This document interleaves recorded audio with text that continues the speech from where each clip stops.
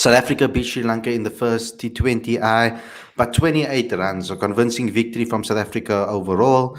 Decent batting performance, very good bowling performance, all of them contributing, apart from one or two bowlers. But other than that, they all contributed nonetheless, because a bowling attack as a unit is very important to win games. And it's very good to see our bowling attack once again defending uh, an alright total, but on this wicket, it was a decent total. If it was in any other wicket, then we would maybe be saying that we may be under par. But we were looking. I was hoping for about 170, 180 on. To 180 was like me wishful thinking, but I was hoping for like 170. So 163 was a decent total by South Africa, and our bowlers putting in a great performance to be able to see out the victory. And I think I need to talk about the man of the match. I would like to hear who you guys thought was the man of the match. We put a poll in the live chat for you guys to vote, so I'd like to hear what you guys have to say. So today we're going to be reviewing the first T20, and I'm going to be talking about everything that has to do with this T20. So let's get straight into today's video.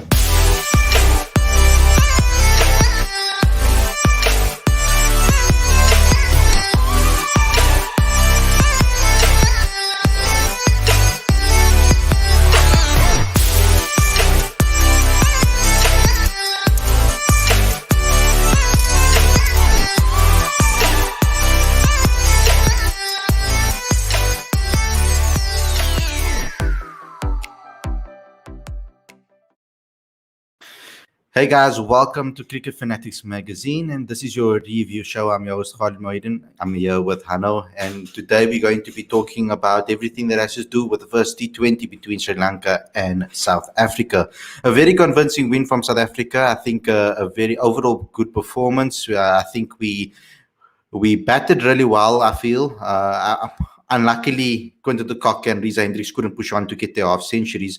But I think excellent from Aiden Markram coming in. Unfortunately, going out just before his milestone. He tends to be getting a knack to do this in all formats. So he gets going and then he falls just short of his milestone. There's so many occasions where he did this, and we were hoping that he could have converted and gotten over the line. He did it against Sri Lanka in the ODIs as well, missing out on his century, and this time again on his possibly could have been his fifth T20 50. So I know I'm here with you first and foremost. Can you just give me your insight into the game? What is your assessment of the game, and where do you think it went well for South Africa? What made South Africa win this match? Yeah, thank you, Khalid. Look, from a perspective of just falling short of a milestone when it comes to 50s and 100s, I believe it's perhaps just Karma's ways of keeping Aiden Markram, our future captain, a bit humble. Of course, joking a little bit when I say that, but it's not the worst thing in the world if he just keeps up his consistency. I think that's the most important thing. Milestones 50 versus 48, 96 versus 100. Yes, of course, it would have been fantastic. We saw earlier this year when Faf made, what was it, 199, just short of his 200. What a big debate that evoked. But at the end of the day, he's your go to man as long as he keeps that consistency going, and especially from an opener's point of view. I believe it was an all-round performance today. So when somebody gets the man of the match award, not having reached 50, it's probably down to cumulative performance.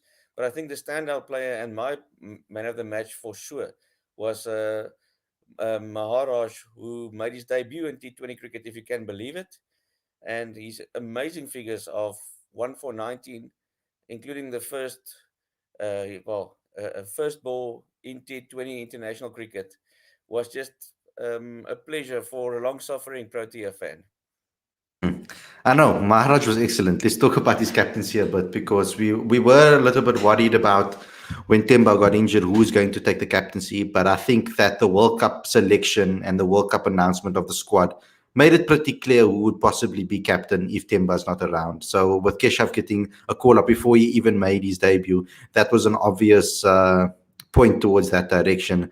And I think Keshav was excellent in his first captaincy. I think he did well. I mean, it's not so difficult when you have the bowlers that you have at your disposal performing the way they do, but it's also you have to pick them to bowl at the right times. And he backed his bowlers 100%, and I think that was where he really lifted everybody. Okay, we had a little bit of negatives, I would say, maybe in the field. Werner points out over here in the comment section, if the catches were held, then Pretorius would have had 3 for 16. So that's a excellent point from his part. I'm going to bring 2 more callers on the show. I think one of them is still setting up. So let me just bring from our Sri Lanka perspective, because this is our guy that he has a lot of love for someone in the team, in the Sri Lankan team. But he's also a Proteas fan at heart. So he's maybe a little bit, I would say, on the fence and on the wall. But it's Aaron. He hasn't been here for a long time. Welcome to the show, brother.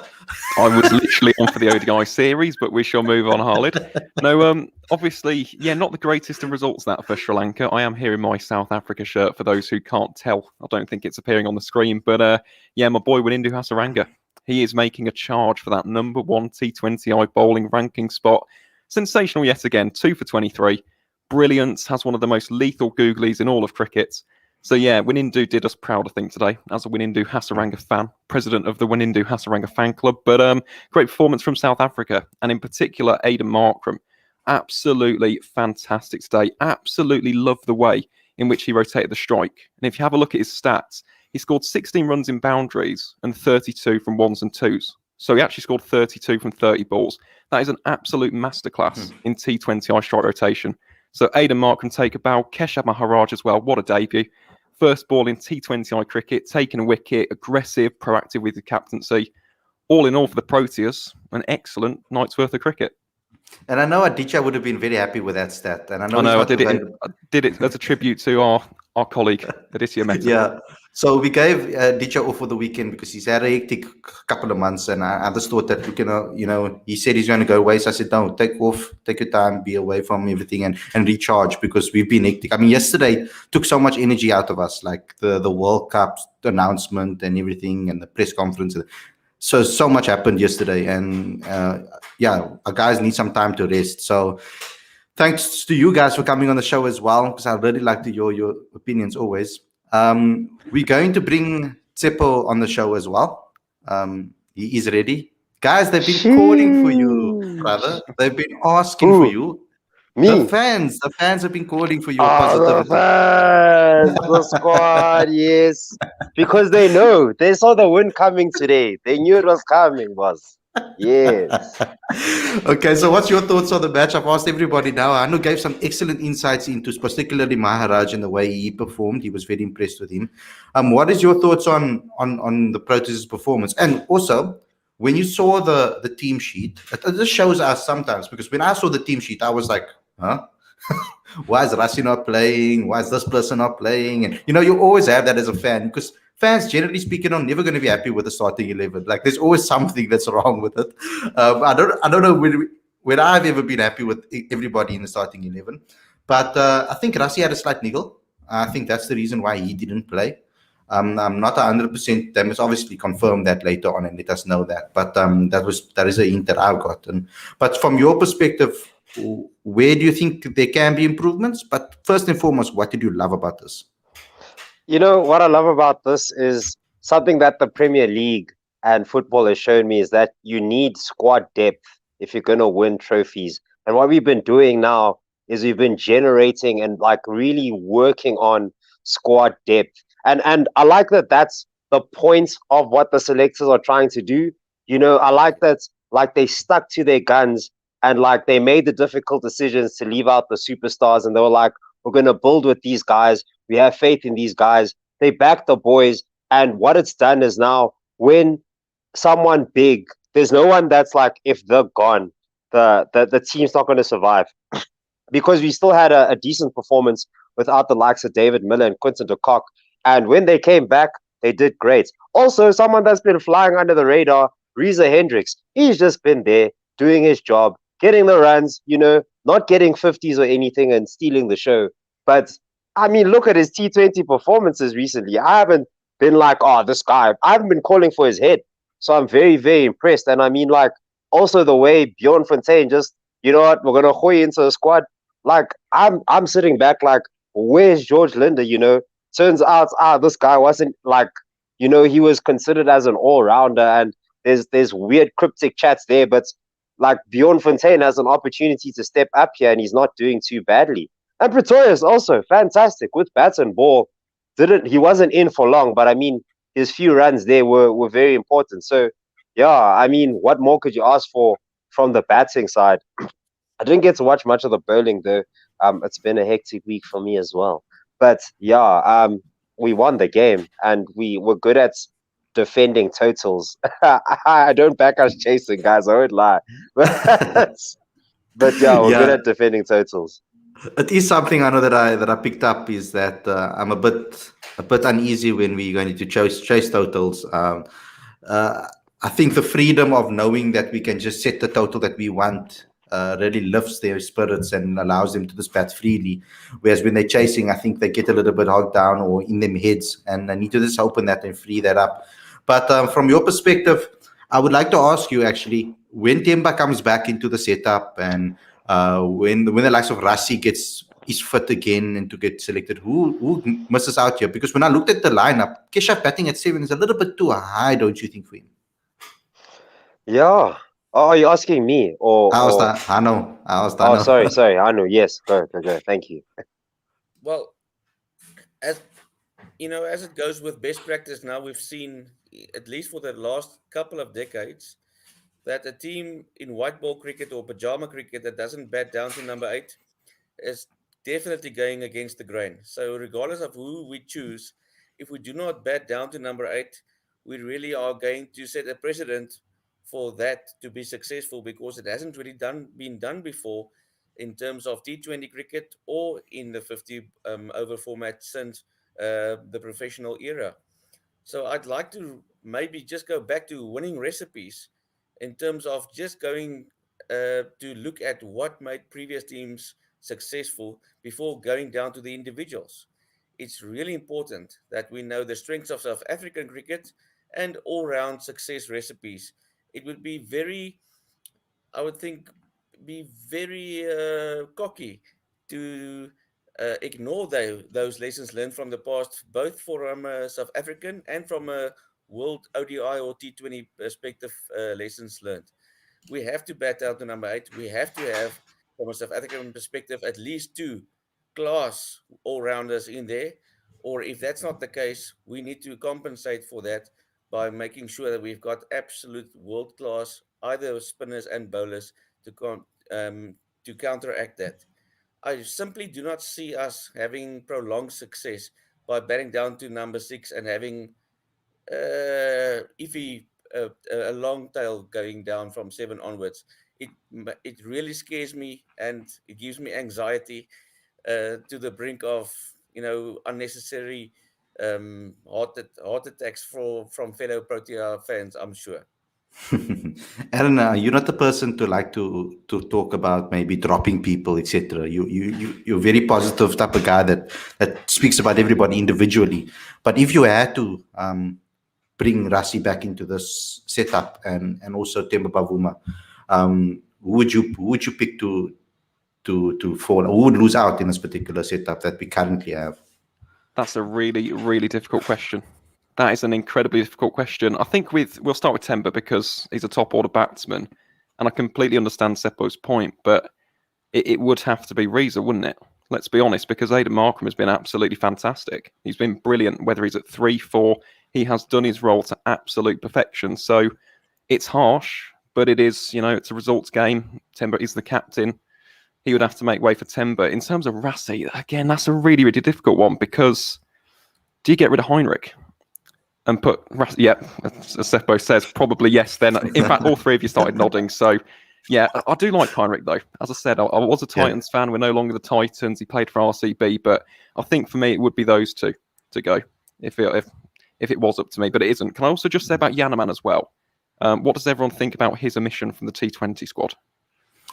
I understand it. I can see why they went with it, because when you look at Janneman's stats alone, it's not necessarily anything that's really good in T20 cricket. I mean, and I think he needs a little bit maybe more chances in T20 cricket.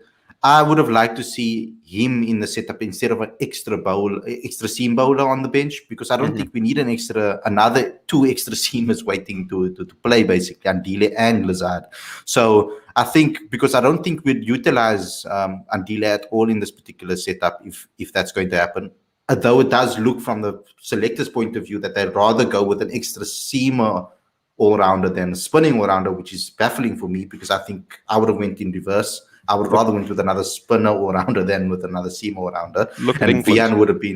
Vian would have been on the bench for me. But ultimately, I think Janneman should have been on the bench. Another batsman should have been on the bench, so that we don't look like we look tonight, for example. I think we looked a little bit light tonight. If Aiden didn't come off, I think we would have been in a little bit of trouble. Good to see Dwayne Pretorius play the way he did, come in immediately and hit that boundary was so important, so crucial as well. That last boundary that he scored, it was so, you just need that from someone that can come in immediately and feel the pressure and do that. So I really like Pretorius at 6. So it would have been nice to have another. If George's batting was a lot better, it would have been nice to have him at 7. You know what I mean? So and then also have Keshav at 8. I mean, have 3 spinners. That would have also been great to be. So, but ultimately, yeah, that's my thinking of Janneman. I do think he deserved to be within the squad, maybe on the bench at least, minimum, in the reserves. Tsepo, I'm going to ask you a question here. I'm listening. I was very impressed with David Miller today, and particularly with the way they handled the situation. So when David came in, you either have the mindset of, okay, guys, look here, we have some overs. Overs are not our friend over here. We're losing overs. Let's David just go and smash the ball. Or you have a situation where you say, Aiden Markram, look here, you the guy that's in. I'm going to give you the rein. Let's rotate the strike. Let me give you the rein until I get in. And then for the last 5, I can go, or the last 3 or the last 2, I can go and really give it my all to try and hit. So I like this intent. Unfortunately, he did go out trying to go for it. And I like that. I'll rather let him go out trying to go for it and not rotating the strike and giving the guy that's off, like that just came in the strike. So I like that from David today. I really like this intent today in the way he played. What is your thoughts on David Miller's performance? Yeah, with David Miller, I think his performance today and his performance for a while is like coming in late and just managing the situation, because essentially he's not just there to bat out an innings. You want someone that's able to read situations. I mean, that's what makes a finisher, if you think about it. It's someone that's able to assess the conditions, assess his partner, assess like the bowling attack and act accordingly, and be able to be versatile, to come off quickly or to rotate the strike. So for me, it's these types of performances are like have been a long time coming, and I want to see more of like thinking crickets that in the later overs. So yeah, I guess I'm impressed. I'm impressed with David Miller and how he's stepping up now, you know, as a player now. So yeah. Okay, guys, I want you to smash the like button and subscribe if you're new. Let's just get the final round of answers over here. Hanu, I would like to hear your final words. What would you like to see that change for the next T20? Because we don't do a preview for the next T20, so I'd like to do a mini preview right now for the next T20. Thank you, Khalid. Look, from a pleasant surprise point of view, or not that surprise point of view, great to have Keshav now joining the spin duo in T20 cricket. We all know he's a senior player, and most importantly, he's got that calm demeanor. He's consistent, same as Rassie van der Dussen, and you need that type of personalities going forward. Bottom line for me is, I just don't see us being successful in the World Cup batting down to number 6 or 7, at least to number 8. I'd like to see that going forward. I felt that to be, perhaps it could be seen as harsh, but I felt that our fielding display lacked a little bit of anticipation, especially there in the outfield. when Björn Mulder has been caught napping, I think. It's not just himself, but I'd like to have an anticipation atmosphere. With T20 cricket, every single ball is counting from the minute that the bowler runs in. And I'd like us to be electric like we used to be. In that way, we can be successful with a good batting lineup. And then we need to also start getting experience in chasing down big totals. Thank you, Khalid. Let's go with Seppo and then Aaron to end it off. Hanu, you took the words straight out of my mouth. I really want to see us chase down a total. I really do. I'm not going to sleep well at night until I see us chase down a convincing total or score over 160 something. I want to feel like we're moving forward. It's good that we have a past score. I feel like if we score 160 in the World Cup, we're going to be like, there we go. We've done it. We've done it before. We'll do it again. But if there's a spanner in the works, I want us to be able to be able to take it to the next level. So chase well or score over 160 something. 100%. Yeah.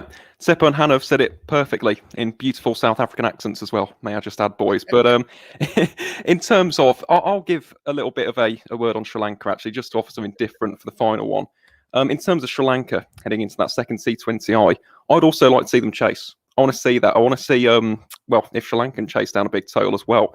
They showed tonight they did kind of get stuck in the middle overs, with that middle order, a lot of dot balls, a lot of pressure being built up during those middle overs, and a lot having to be placed on the shoulders of Dinesh Chandimal. So if I was talking from a Sri Lankan perspective, win the toss, chase, see if you can chase down a 160, 170 target, or of course anything less, because you don't want your bowlers to get absolutely carted.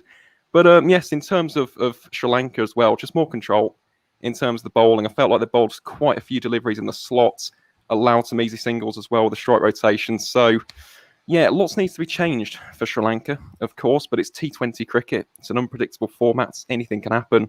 And I very much look forward to the next T20I of this series. Should be an absolute cracker. Really well. Guys, thanks a lot for tuning into the show. I just want to give a quick shout out quickly.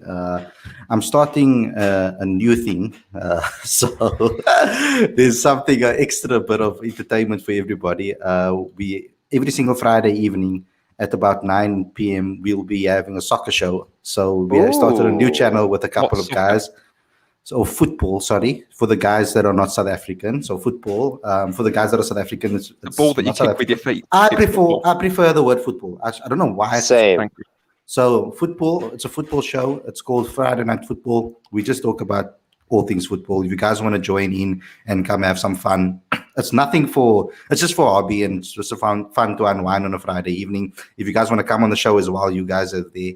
You're welcome to join and have your say as well. Do you chat about fantasy?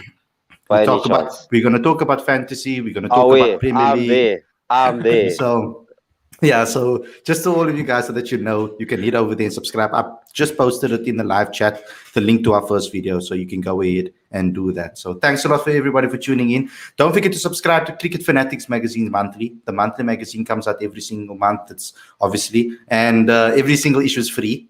Every single issue goes directly to your inbox, 100% free, all the back issues as well. So there's no payment involved. So all you have to do is just go ahead and subscribe. The link is in the description. And don't forget to smash the subscribe button here too, if you're new, and click the notification bell.